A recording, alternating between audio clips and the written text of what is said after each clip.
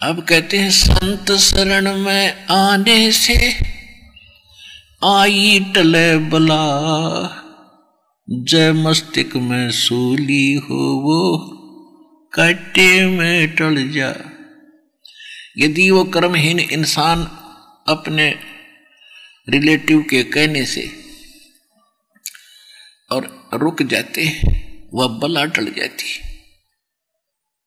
कहते हैं संत शरण में आने से आई टले बला, और जय मस्तिष्क में सूली हो वो काटे में टल जा। परमेश्वर कबीर जी चारों युगों में आते हैं, क्योंकि ये आपके पिता हैं, ये आपके परम पिता हैं, ये आपके अपने हैं, और अपनों के लिए अपने दुखी हुआ करें। एक कवि का एक सिंपल सी कहानी वो भी सुनाया करते थे कि नो तो दुनिया मरे बतेरी पर अपने का दुख हो से। तो हम उस परमात्मा के हम अपने हैं, और अपने का दुख अपने को ही होता है। अब हमने इतनी भांग पी रखी है इस काल की, और अज्ञान इतना हमारे अंधेरा कर दिया, हमारी आंखों से हमें आत्मा की आंखें बंद कर दी, और ये चरम दृष्टि गणी खोल दी, चतुर गणे बना दिए, इंजीनियर बना दिए, डॉक्टर बना दिए, अच्छे एजुकेटेड बना दिए, मंत्री प्रधानमंत्री जज बना दिए, और हमारी आंख फूल गई। अब हमने क्यों सैकड़ों आदमी सर्जी कहने वाले मिल गए, सैकड़ों सलूट मार रहे हैं, हमने क्या जरूरत भगवान की। और ये आपके हैं पिछले पुण्य, पिछले जन्म की जो पुण्यात्माएं हैं उनको ऐसी ऊंच पोस्ट प्राप्त होती है, और उन्हीं को संत पद प्राप्त होता है। नकली संत पद भी वही प्राप्त करते, क्योंकि उनके संस्कार तो काल ने देने ही देने हैं, वो किसी प्रकार से बर्बाद करवा उनके। और वो परमात्मा आके हमारी आंखें खोलते हैं, कहते सो छल छिदर मैं करूं अपने जन के काज, और अरणक शिपु जीव मार दूं मैं नरसिंह दर लूं साज। कहते अपने भगत के लिए मैं भी बहुत कुछ कर देता हूं। तो इसी उद्देश्य से, जैसे परमात्मा के विधान में लिखा है कि वो परमात्मा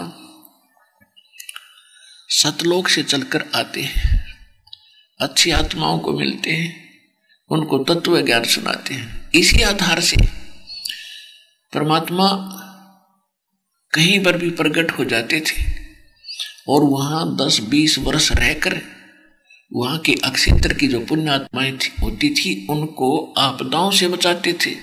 उनमें परमात्मा की आस्था दृढ़ करने के लिए वहां कुछ दिन उस क्षेत्र में रहा करते थे।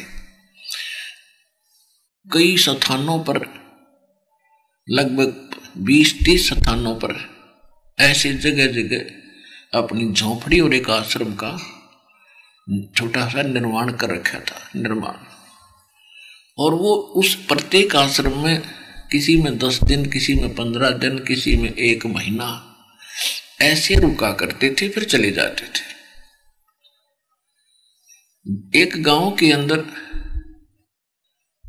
जहां परमात्मा का आश्रम था संत रूप में, यानी संत का आश्रम था, हम संत ही कहेंगे इस कथा के अंदर।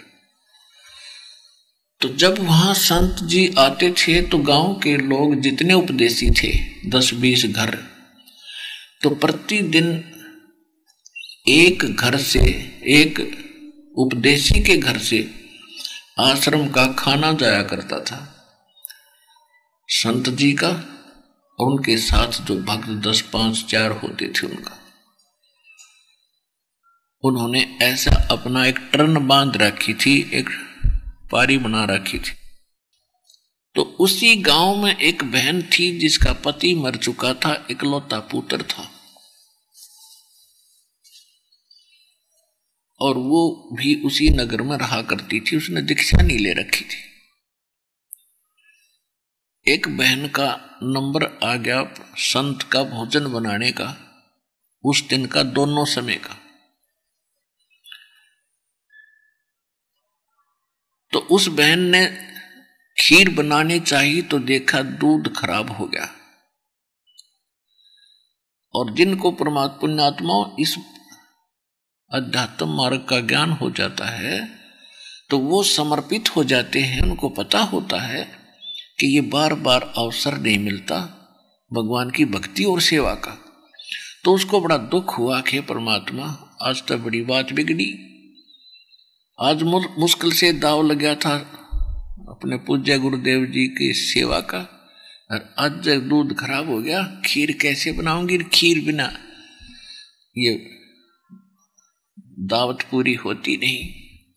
तो उसने देखा कि एक पड़ोस में अभी 1 महीना पहले कोई भैंस ताजी ब्याई थी, उसके घर गई और कहा बहन ऐसे ऐसे मेरा दूध खराब हो गया, मुझे दूध उधारा दे दे। पहले दूध बेचते नहीं थे और अपना कारण बताया कि ऐसे ऐसे मेरे गुरुदेव जी का भोजन बनाना था, पता नहीं कौन सा मेरा खराब कर्म आगे अड़ गया कि मैं आज मेरा दूध फट गया, खीर नहीं बना पाऊंगी, मैंने खीर बनानी है। तो उस बहन ने, जिसके वह भैंस ताजी ब्याई थी, दूध निकाल कर और टांग रखी थी बाल्टी भरी भराई, वह न्यों की नहीं उठाकर उसके पात्र में पूरी डाल दी और कहने लगी बहन ले जा। तो जो उपदेशी बहन थी उसने कहा बहन कुछ तो रख ले अपने परिवार के लिए। तो कहने लगी बहन ले जा। ना जाने कैसे दाव लग गया इसे शुभ काम में, और मुझ कर्महीन का जो दूध प्रयोग होगा, ना जाने कैसे दाव लग गया, ले जा बहन तू सारा ही ले जा। अब इस बात से वह सत्संग में जाने वाली बहन प्रभावित हुई कि हे भगवान कितनी पुण्यात्मा और आपसे दूर है, मैं सत्संगी ले रखा है, भगवान से भी बहुत निकट मानती हूं, सारा दूध तो मैं भी ना दूं कि मेरी उपदेशन भी मांगना आ जाता है, न सोचूंगी कुछ राख लूं बच्चों के लिए, और इसने सारा कुछ ही दे दिया। तो सोचन पर विवश हुई, कई दिन उसके हृदय से वह बात उतरी नहीं। एक दिन वह फिर गई उसके घर पे, सोचा इसको कुछ भगवान की कथा सुना दूं, इसकी रुचि भगवान में बने और इसका उद्धार हो। अब वो बहन गई, कुशल मंगल पूछा, तो वो लड़की जो थी अनुपदेशी थी, जिसने नाम नहीं ले रखा था, वह रोने लगी फूट फूट कर। जब कुशल की बात आई कि बहन कुशल हो, बोली कुछ नहीं पर फूट फूट कर रोने लगी। अब उपदेशी बहन ने पूछा, उसने सोचा क्या घटना घट गई इसके साथ। तो जब खूब रो रही, हल्का कलेजा हो गया, तब वह बताने लगी, कहने लगी बहन ये छोटा सा बाल लड़का था मेरा गोदी में, इसका पिता मर गया और मैंने ना किसी के संपर्क किया, ना जेठ का ना देवर का, और ना कुछ और ब्याह की सोची। इसलिए नहीं सोची कि इस बालक ने दुखी कर देंगे मेरे ने, मैंने दुखी सुखी करके इसने पालूंगी, और मैंने यूं पाल दिया। और न सोचा था ये बच्चा सियाना हो जाएगा तो मुझे सुख होगा, और यो बालक कति बिगड़ गया, ना मेरी एक मानता, और शराब पीता है और निकम्मे बच्चों में बैठता है, मेरी एक नहीं सुनता, मैं न्यो दुखी होगी। कई बार तो मन में आता है कि अपनी आत्महत्या कर लूं।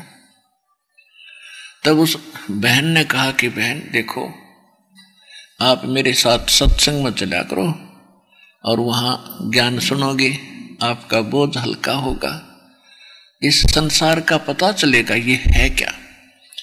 तो वो बहन कहने लगी कि मैं एक तो विधवा, मेरा पति सिर पर नहीं, और आपके तो पति हैं, आप तो उनके साथ भी जाते हो या फिर नहीं जाते। वो नहीं जाते हैं तो सबको मालूम है इनके पति हैं, उनकी आज्ञा से जा रहे हैं, और मैं जाऊंगी तो दुनिया पता नहीं के बात बनाओगी,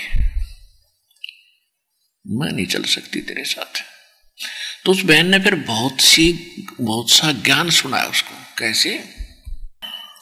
उसने बताया कि बहन देखो, क्योंकि सत्संग सुन रखा था। सत्संग सुनने वाले भक्त, बहन, बेटियां, भाई, बुजुर्ग जहां भी किसी कहीं पर जाएंगे तो वो चंदन जैसी लकड़ी होती है वह, और चंदन की लकड़ी को से छोटा सा गुटका की तरह रख दो, वो महक छोड़ेगा।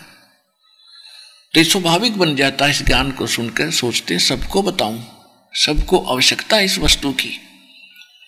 तो वह बहन बताने लगी कि देखो हम सत्संग में सुनते हैं तो उनको आधार बनाकर हम आगे बढ़ेंगे।